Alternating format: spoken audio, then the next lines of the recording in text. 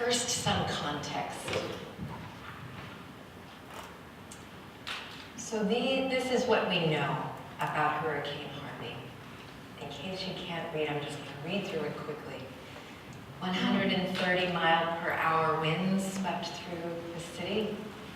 2 feet of rain fell in 1 hour. $125 billion of damage, which is as much as Hurricane Katrina. 203,000 homes were damaged. Over 12,000 homes were destroyed. There were 88 deaths. 738,000 individuals registered for FEMA benefits. Houston has no zoning regulations. None. Now, in New London, I've dealt with our planning and zoning folks. If you want to move your mailbox, you have to go to planning. And so developers have been building on wetlands and floodplains for decades.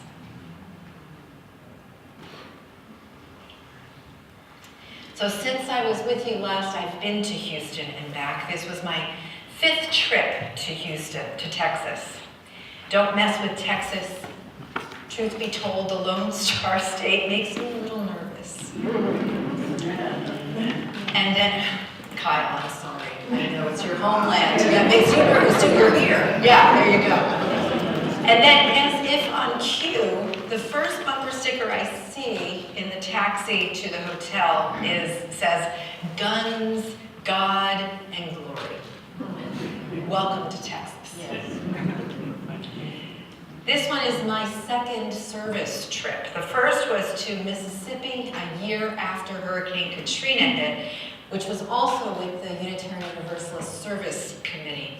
That experience left me feeling a sense of patriotism. I was so grateful to meet so many Americans making their way to the eye of the storm-ravaged Mississippi. If you couldn't help feeling a sense of mutual concern for the interdependent web of which we are all a part. We were all in it together. No matter our background, political persuasion, race, gender, religion, in other words, all the things about, oh gosh, do I hate this? Here we go, sorry about that. All the things about ourselves that have power to both bring us together, but more often and sadly, keep us apart. None of it mattered. We were all focused on one goal, lending a hand to our neighbors. And there's this. There is something slightly uncomfortable about service trips. In the wake of a natural disaster, it is uncomfortable being in people's homes, nearly destroyed homes. You can smell trauma through the safety mask that is securely fastened to your face. Mold smells like that. Like a trauma that will not lift. Menacing, threatening, in the air that we are trying to breathe. And at the same time, we know that the homes that are most adversely affected sit in neighborhoods that the most adversely affected neighbors, communities, because they are built in floodplains, or they are in neighborhoods where poor people live, and those poor folks live in floodplains, are more often people of color than they are not. Storms dramatically expose broken systems that are fueled by racism. So there's that. And it is that must be held at the center of any recovery effort, or else the so-called helpers leave feeling like all that needs to be done is fix houses instead of fixing unjust systems. So here's a little bit about the people who opened their homes to strangers last week. We learned that Miss Dorothy Rainey has lived in this house since it was built in the 1940s. She is in her early 80s. She is confined to a motorized wheelchair. Her cousin's home is right next door and was also very badly damaged. The house offers clues to a life story, so let's look around. This sign greets all who enter. Back. Yes. The sign greets all who enter Miss Rainey's home. This is the day the Lord has made. Let us rejoice and be glad in it. Psalm 118. Although she is not there, Miss Rainey's welcome lifts me up. I continue on through the house and find other signs of life. Blessed are the pure of heart, for they shall see God. God bless our home. Water bottles from a happy occasion, the celebration of a church elder's many years of service. You see them in the top right. And we're beginning to get a picture. At the third house we are assigned, we actually meet Norbert. You see him sitting on the chair, the man who has lived away from this, his home, for months as he anxiously anticipates moving back again. And he tells us that a week before the storm hit, he had very serious back surgery. A week after the storm, so 2 weeks after his surgery, he sat in a chair alone in his home, pulling soaked sheetrock from the walls. So imagine how he may feel as he sits in this chair here speaking to Emma and Abby. And he witnesses 13 people, 9 of them young adults, at work. The next day, 30 people are scheduled to continue the work at his home. Inside Norbert's home, there is a medicine cabinet where the bathroom used to be. Inside the medicine cabinet are signs of life. Norbert's, yes, but also signs of a bird's life and new home. Do you see the nest just to the left? A reminder that life goes on, displaced as any one of us may be. And so I hold Norbert and Miss Rainey, she of ironic name. I hold them in my heart as I humbly offered my unskilled labor to the task. And the task is dirty and intensely physical, with any number of surprises along the way, the skeletons that we pulled from roofs and walls. We have them in our homes too. Let us not kid ourselves. So the first step is to strip the house bare as mold has settled everywhere. We remove rotted wood, as there were 3 feet of water, as I shared with the children earlier, in each of these houses. It means that the house must be stripped down to the most skeletal framing. And so here is a glimpse of the inside laid bare on the outside. That was the first day, so it was 2 times higher and wider by Thursday. With steel brushes, we scrape mold from every surface, we spray it with industrial strength sanitizer, and then we paint it with mold-resistant primer. The more skilled among us are replacing roofs, reframing windows, residing the houses. Work crews are led by folks who actually know what they're doing, you'll be relieved to know, and they have the patience and the goodness of heart to direct those of us with goodness of heart, but no skills. The Unitarian Universalist College of Social Justice partnered with Rebuilding Together Houston, an organization whose mission is to direct volunteers in pretty simple home repair. Their clients typically have been homebound folks who are often veterans, elderly, and/or disabled. However, in the wake of the hurricane, they are increasingly focusing on hurricane recovery, and their clients now come from a much broader pool. This is Greg and Dan.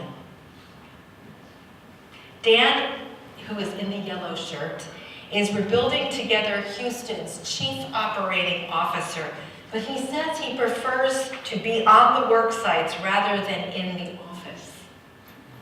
Rebuilding Together Houston was the model of how an organization should treat their volunteers. I paid very close attention to this. Dan was knowledgeable, intensely organized, and we were cared for with a Texas hospitality that buoyed our experience. What does this mean? What does it look like? It means that protective glasses, gloves, and masks were provided and insisted upon. It means that lunch was delivered on time, that dietary needs were honored, and lunch was healthy and delicious. It means that there were cold beverages, plenty of them, available all through the day. It means that we took breaks and relaxed together. It means that they cared for our safety and comfort while expressing appreciation for our time. Greg, in the white shirt, was one of the 2 site leaders from Maryland. He's a volunteer who has done 15 Rebuilding Together trips. Not only is Greg from Maryland, he is a member of the Cedar Lane UU Church, and he serves as the secretary of their board of trustees. The other site leader is a member of the Methodist Church in the same community. Cedar Lane, the UUs in that community, and this Methodist church began partnering together in these service trips years ago. There were 9 volunteers on this site from that particular partnership. It was heartening to witness their friendships, knowing that they were planted in service. And of course, it got me thinking about how we might pursue that kind of partnership. And that got me thinking about who else but our own board secretary, Andy Durr, carpenter extraordinaire. There were 2 other groups there, all college students, one from Fairbanks, Alaska, the other from Cleveland, Ohio, both working through an organization called Break a Difference, as they were all there on their spring breaks. About 30 college students, out of all, 9 of whom were from Connecticut College, all of whom chose to use their spring breaks for good. Our students first came together from Hahn about 3 weeks before the trip. They didn't know each other very well at all before that meeting. By the end of the week, however, the community they built together was powerful. They learned about Houston and the hurricane's devastating effect on already marginalized communities. They learned about what they're capable of accomplishing as individuals, but also how much more we can accomplish when joining with others. And they learned about environmental racism and environmental justice. We spent the last half of our last day on what's called a toxic tour. The College of Social Justice has connected with TEJAS, Texas Environmental Justice Advocacy Services, in their work for environmental justice. It was a 4.5-hour tour of oil refineries, recycling centers, and the neighborhoods that are impacted by chemical pollutants. It was, I'm telling you, devastating. It was a brutal learning experience. I cannot even begin to touch on the power of that experience. I will tell you that several students named it as the most important part of their week in Houston. For now, I'll share the image of one of the many powerful murals in one of those affected communities. You can't read it, but what that mural says is, to become aware of our history is to become aware of our singularity. The mural was created in 1973 by Leo Tenguma in the midst of the Chicano mural movement. We saw it on our tour, and we saw many equally powerful murals in the neighborhood we visited. So why do a service trip? It won't change the world. It won't disrupt oppressive systems that continue to keep people down. So why do we do it? Remember that story about the child on the beach, the one who was throwing starfish, stranded, back into the sea? He was asked by a passerby, you may remember, there are thousands of starfish on the beach. You won't make much of a difference. And the child throws another starfish back into safety, and he says to this passerby, well, I made a difference for that one. As I shared in the Story for All Ages earlier, Dan made sure to emphasize to everyone on the site, but especially to the students, that they helped make 3 people's lives better. And that's not nothing. People often ask, what good is it to go on a march? A big one, like the one next week, in towns and cities all over the country, demanding sane, reasonable gun laws. What good will it do? Will it change the laws by virtue of there being people on the street? Will it? No, you can speak. No, right? No. No, not on its own. And it's certainly not if the marchers return home and do nothing else to change those laws or our culture. But the march next week and others like it most certainly is a part of a larger strategy for affecting change. The march offers opportunities for us to take a look around and see that there are others who are willing to take the time to put themselves on the line for justice. In short, it gives us hope. And that's what these service trips do for those of us fortunate enough to be helpers in these situations. On their own, they help a few households recover from the trauma that the storm has unleashed. But if the helpers go home without becoming advocates for environmental justice, racial justice, economic justice, we are complicit in those unjust systems continuing on. I saw this slide on our way to the work site on Monday morning, and every morning we passed it by, I offered up a prayer. It was a prayer that hope would be alive in the work that lied ahead. The work of rebuilding a singular house and the work of reimagining and rebuilding a more just and equitable world. I am so grateful for you that I serve a congregation that supports that calling in so many ways.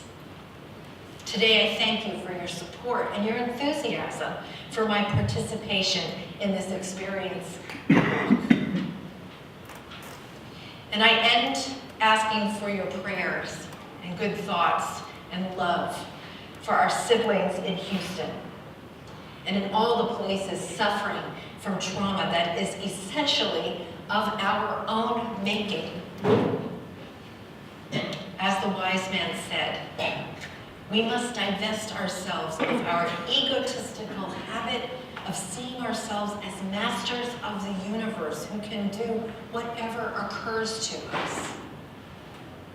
We must discover a new respect for what transcends us, the universe, the earth, nature, life.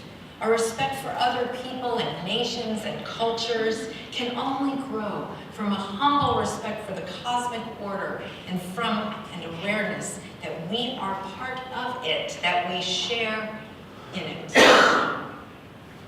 May hope for a new day lead us on.